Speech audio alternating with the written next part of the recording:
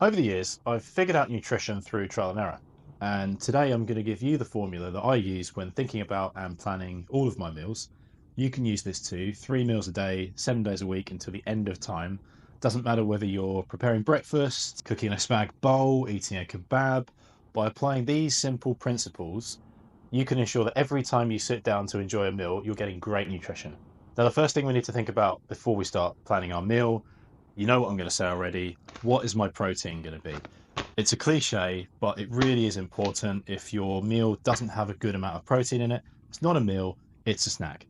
It doesn't matter what your protein source is. It could be chicken breast, it could be eggs, it could be fish, it could be tofu for all I care. The important thing is just to make sure that you have a minimum of around about 25 grams of protein on your plate. That's not to say that you're going to have 25 grams of chicken breast. You're going to need around about 100 grams of chicken breast to get that amount of protein.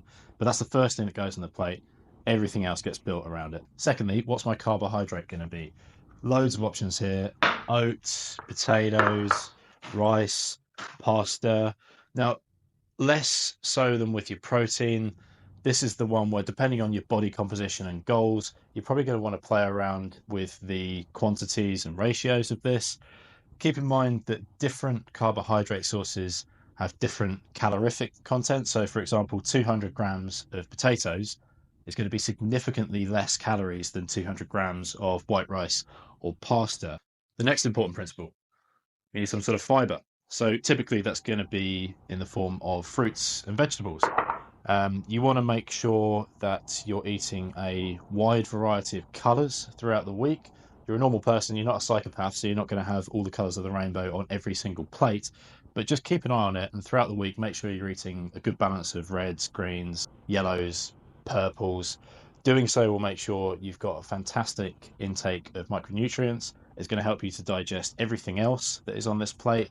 The other thing with fruits and vegetables is they are very low in calorie. So you can eat a massive amount of volume of this stuff without consuming a great deal of calories. Lastly, I've not touched on the third important macronutrient group, and that is fats.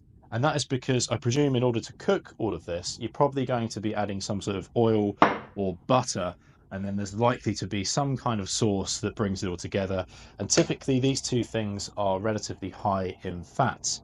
Now, personally, I try and keep my main meals low in fats, and that's not because I'm avoiding fats. It's just because I'm a regular person. I like to snack throughout the day, and typically the types of foods that people snack on are relatively high in fats. So I know I'm going to be getting sufficient fats into my diet from other sources throughout the day. So I just try and reduce my fat intake from my main meals. If you're going to be adding cheese to your spag bowl, absolutely do it.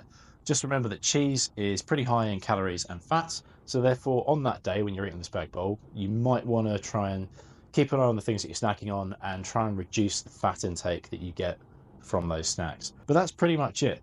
This is the formula. You can apply to anything, whether you're cooking at home or getting a takeaway. When you're browsing the menu, just keep these principles in mind.